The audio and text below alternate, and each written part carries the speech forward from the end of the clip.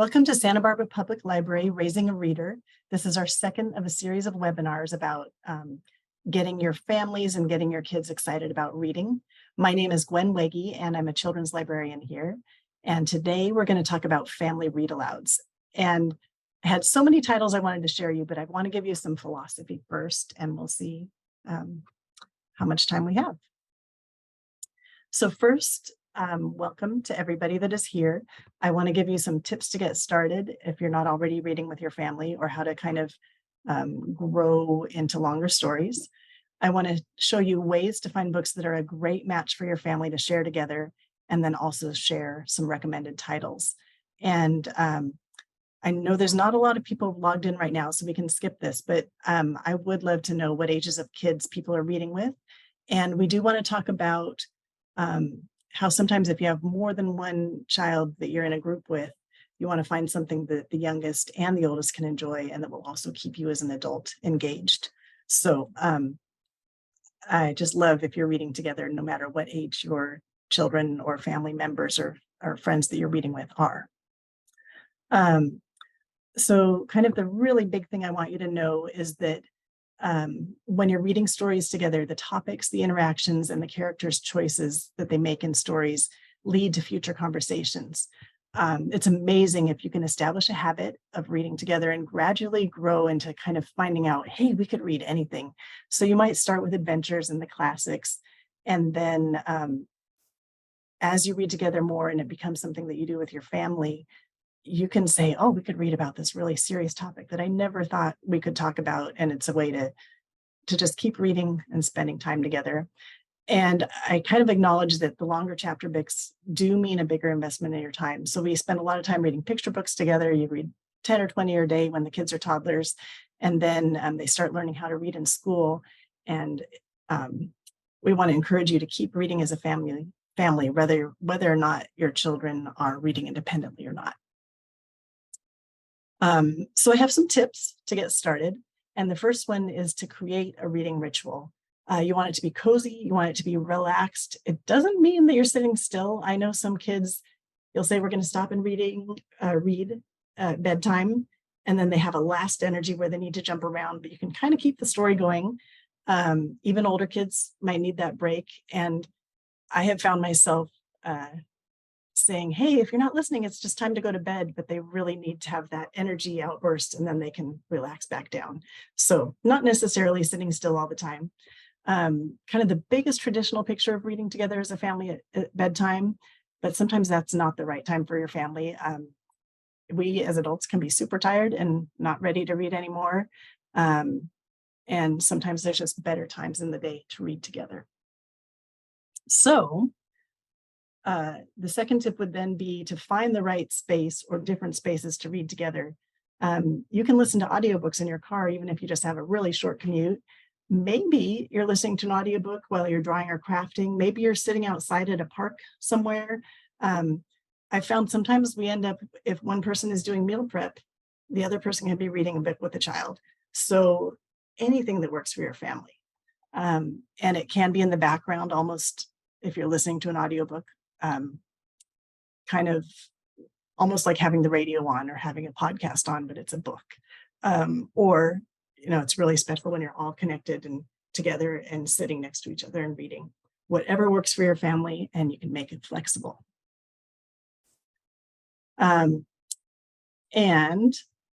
this is just something I thought was a nice thought. The books are a magical portable. I can't read it because my screen is covered up. Books are a special kind of portable magic.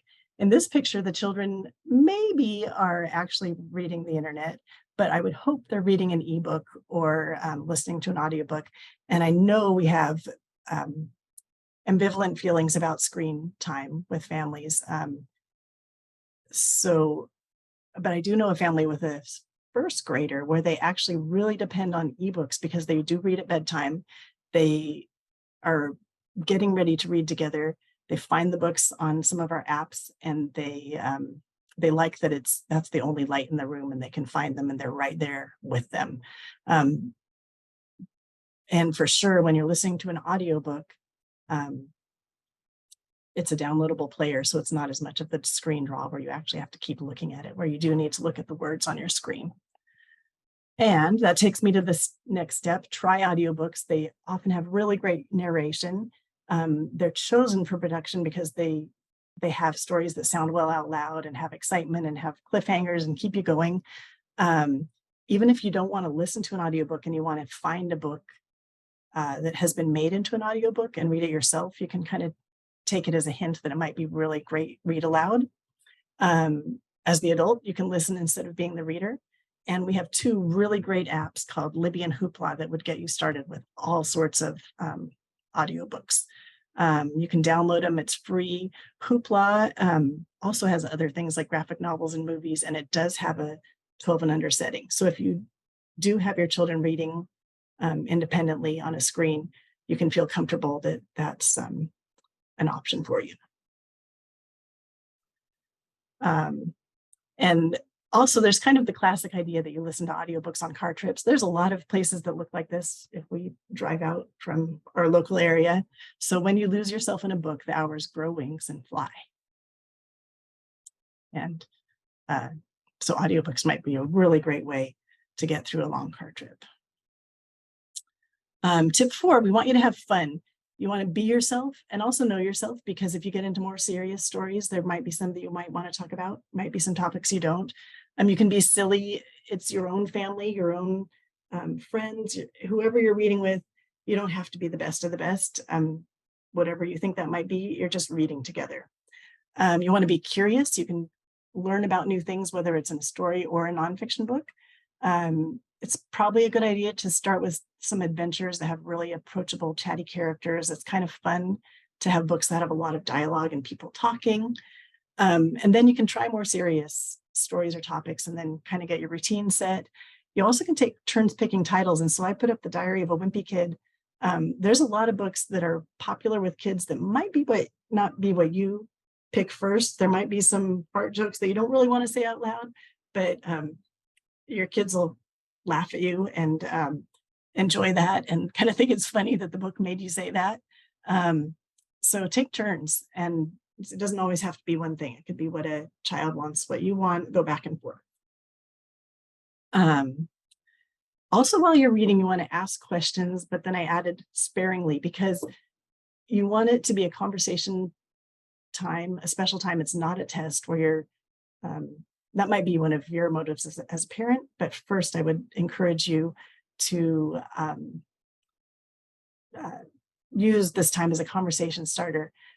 You can ask questions, but also sometimes the language of the story just takes over and you just want to read that story and keep going. So the questions don't have to be while you're reading. It could be the next day and you could say, whoa, what do you think might happen next? Or you could be going somewhere and see something that relates and talk about it. My little plug for summer reading is I would encourage you to have book conversations with library staff. We always want to talk to your family about what you're reading and ask what you like.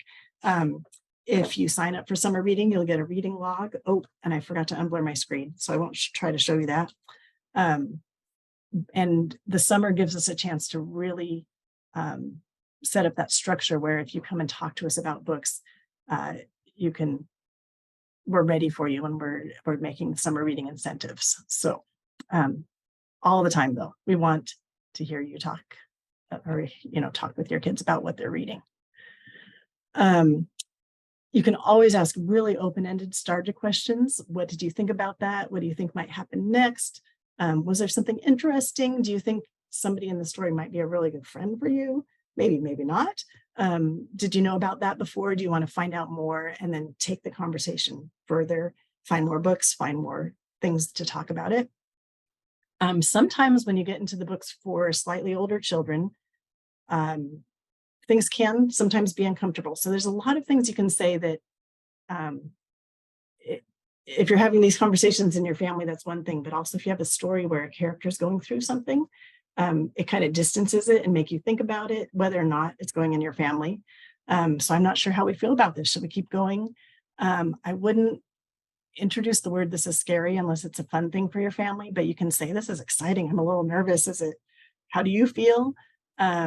There have been times when there's been in books when there's that I've been reading out loud, there's been things about racial slurs or somebody's not being how I would hope somebody would be. And I've actually had to say, oh, this next part's really serious. I'm going to stick with a story, but how comfortable are we all with this? So as you get into more serious stories, you can have these kind of conversations too. And you'll also be able to refer back to these slides. So I'm not going to read them all, but just connecting and really talking about serious things when they do come up. So finally, how do you choose books that your family will connect with? I kind of think about, like, how do you pick a family movie? What will everyone like? What do you want to listen to music-wise? When you come to the visit, we, of course, want you to visit the library and browse.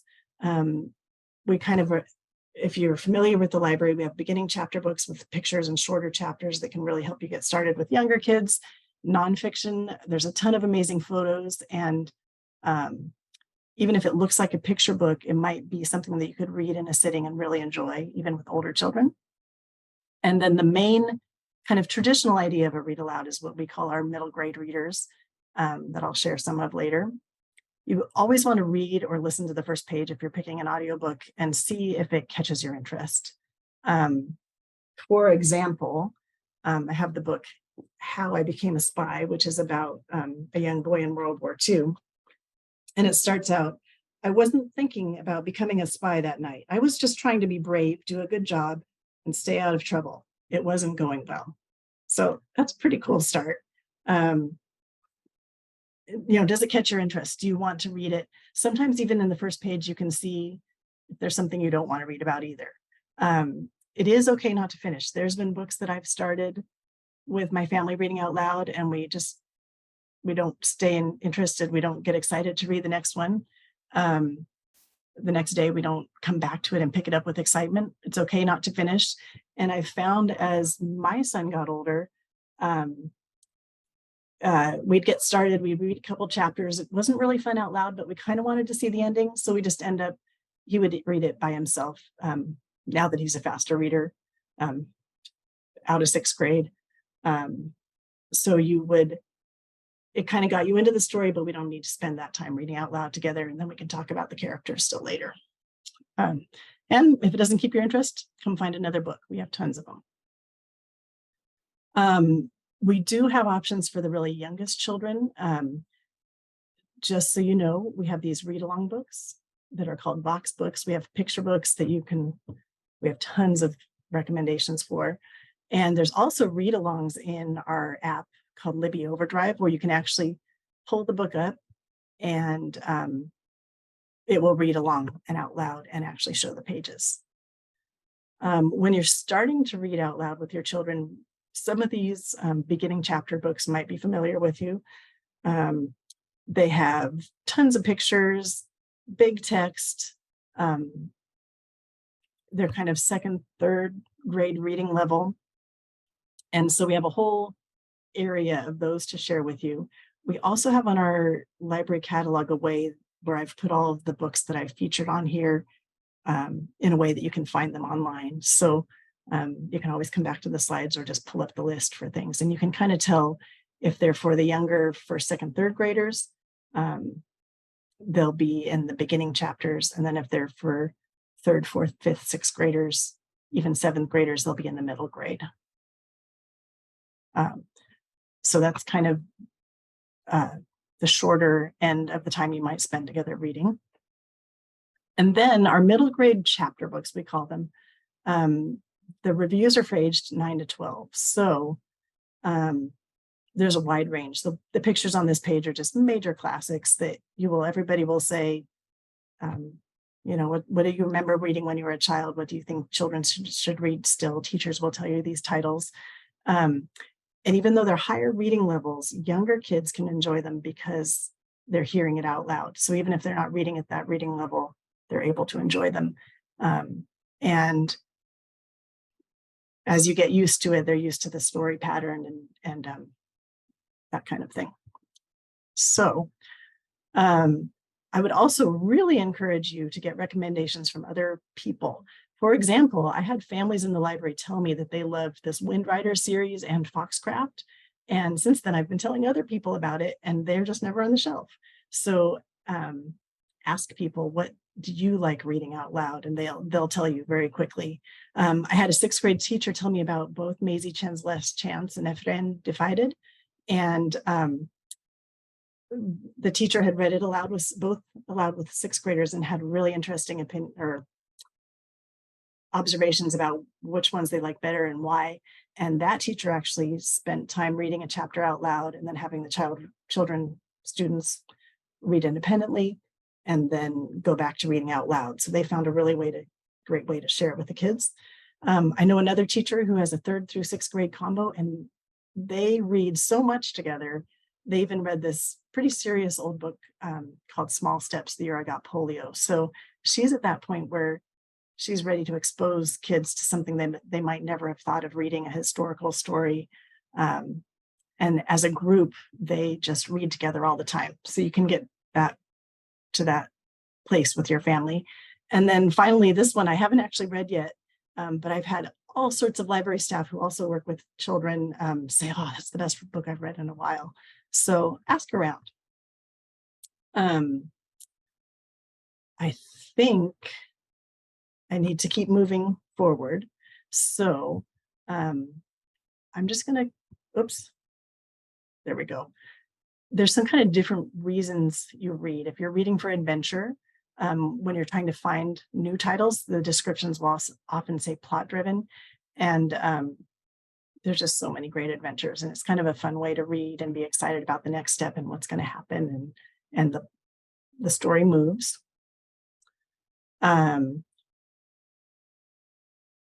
It jumped ahead really too far. Let me go back. You get to see everything all at once. You also want to read for characters that you want to get to know. All 3 of these books are very different. One is kind of a modern Pippi Longstocking, and she's just a really spunky person that lives in kind of a different, it's kind of a mix between Pippi Longstocking and Heidi, and just some wild things that happen with her.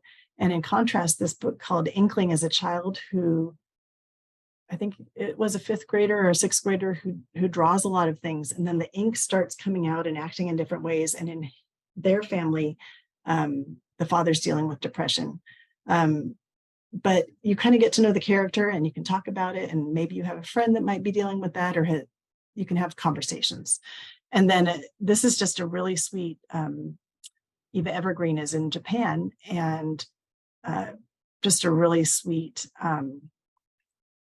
when you become a certain age, you get to become a witch in a town and take care of things, and she has her own adventure. So the characters are great. It's also really great to read short stories if you just want to have something short to read and get through the whole thing instead of having to do something longer. And another fun thing is books with multiple voices. This one called Because of Mr. Tourette takes place in a classroom, and it goes back and forth with short chapters that are from the point of view of different kids. And so one thing will happen, and then the next one will talk about what happened to them, and then it pulls the story along. I will say this series, by the 3rd book, they're becoming to have some more junior high issues and things. But again, you know the characters already, and you've grown up with them, and you can talk about it. All sorts of different stories. You can always read for empathy and having different experiences and finding out. I actually put we really do have a lot of Spanish translations if people are reading with families. They can read in either way.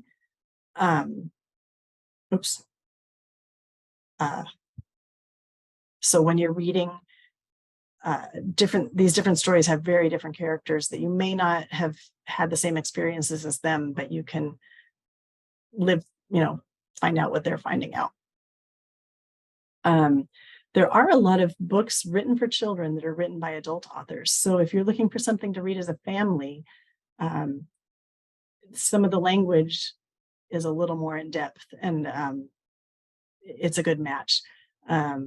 This one in particular, The Islanders, has a great clip about the boy getting to his, I think it's his grandmother's or his aunt's island and driving a golf cart for the first time. So it's pretty exciting.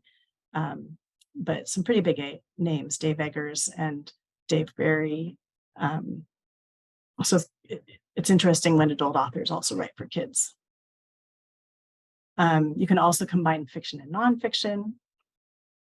There's a lot of amazing stories, both in the fiction and the nonfiction range, about World War II.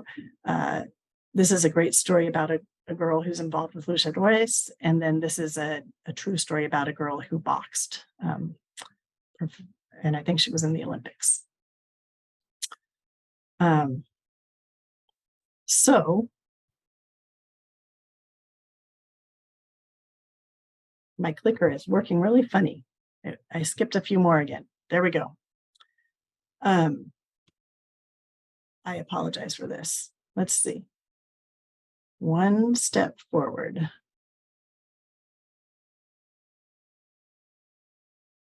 I think it still jumped one. There we go. I can't tell you how much amazing nonfiction there is. And I'd actually think we should do a whole nother webinar on this to really get in depth. It can go from everything. This one about Virginia Apgar is very short. It's almost like those beginning Magic Treehouse pictures. And somebody told me they read it with their then second and fourth grader. And so even though it's short, it kept the interest of the older child. And then after they finished the book, and we're talking about it later, the younger child said, well, now I want to be a doctor. So it really inspired them to hear about Virginia Apgar's life. There are often, if anybody's heard of Mary Roach, she writes amazing things for adults, and some of them have some topics you wouldn't want to share yet. But there's a kid's version and then an adult version if you've got older kids. Very randomly, the adult books can sometimes work with older children too. This one, called The Curve of Time, is about a woman in the 40s who was widowed, and they sailed all up and down the British Columbian coast during the summer with her children and what they discovered back in the 40s.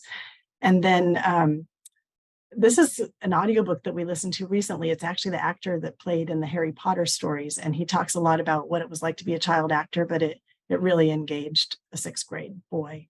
It does have some pretty serious stuff that happens towards the end, but he talks about it in a way of overcoming it, and it wasn't shocking. So basically, anything you can find that your family is interested in, you can learn more and find more about the topic and keep going. So if you have a favorite book, what we really want you to do is be able to find more read-alikes for some of the things that you love. So if you come to our website and go to the library catalog, and then click down on this digital library and pull up Novelist Plus, you will see something. And this is actually Lions and Liars is a book that I really enjoy. And this is also a point about talking with different people, because, you know, it's only got 3 stars of popularity, but it's one of my funnest favorite books to read aloud for the last few years. It's about this kid, Frederick, who ends up, he's really frustrated that he can't go on a cruise because there's a storm coming. And so he goes to his friend's potluck, and then somehow he ends up going down the river in his friend's dad's boat without a motor, and ends up at a camp where he's not meant to be. And then he has to rise to the occasion. But in Novelist, you will find all sorts of things about books. You will see reviews, you'll see more about the book. You see these kind of really great search terms that help you find different kinds of books. And so it's just a little bit deeper way to find things like you like. And in comparison, a lot of you might know about Goodreads. And that will give you some things and some read-alikes, but Novelist is actually a professional, really big,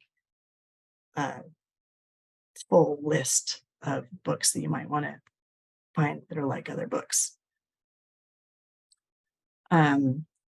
Sometimes you want to be prepared for or even welcome surprises that you get. This book is a really sweet story called The Penderwicks, and most of the reviews that you read will say it's sweet, it's a summer story, great friendship building. And the thing is that most of the reviews don't even mention that the mom in the family has recently died. So sometimes you might be surprised, or you might want to read ahead a little bit. But as you get to that point where you've read all sorts of different things and you're ready, you can talk about, oh, wow, how does that feel? Let's see how the story goes anyway. Sometimes stories really need a hard situation to make it exciting, to have something that they overcome or something that they learn. So if at first that's not the main part of it, but it's a pretty big part of it. And sometimes the things that you read don't tell you about that first. So kind of have that curiosity in that. Let's find out. And it said it was a good book, but you get to decide if you want to read that with your family. Kind of a thought is, again, books can be windows and mirrors. If you've ever heard that expression, it's a way to look out at the world and find different things. But also, even if somebody's experience is completely different than yours, they're still people, and it might mirror back things that you know about or are experiencing, or feelings that you might have. So in the stories, it's just a really neat way to talk about that kind of stuff. You can notice when you relate to a character. A historical story, you're not living in that time, but it could really make you attached to the character, pull you through the history, and then you might want to learn more about that history.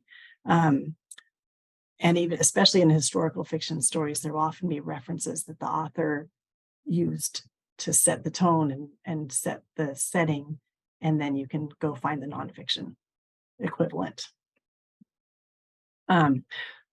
There's a ton of lists. You can come to our library catalog for staff-made lists of, we have a read aloud list posted, and there's one that has all of the books that were in this presentation. The American Library Association's Youth Media Awards are a really broad range of great things. If you're probably most familiar with the Caldecott and the Newbery, but there's other really great awards that you can read from.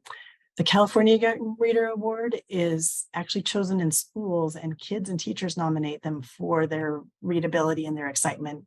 And so that's a great way to find new books. There's something called Book Riot that has some pretty great articles. There is a really great site by an author named Melissa Stewart, and she talks about the 5 kinds of nonfiction, and she really has some great tools for getting deeper into nonfiction. There's a really fun place called First Chapter Friday, and it's put out by a publisher, and authors actually read.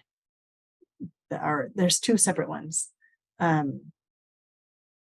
There's a authors reading first chapters of books, and then there's a First Chapter Friday where I think the person chooses things that read aloud well and then reads them to you.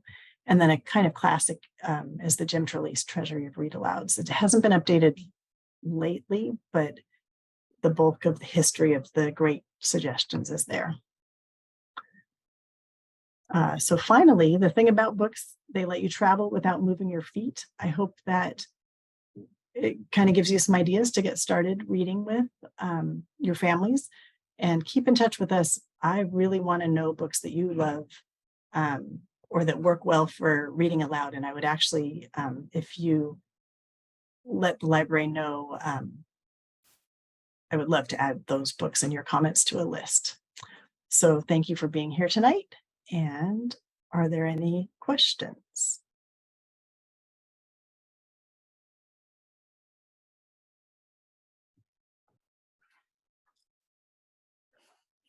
No. Nope. Okay. So thank you for joining us, and we will see you in the library soon.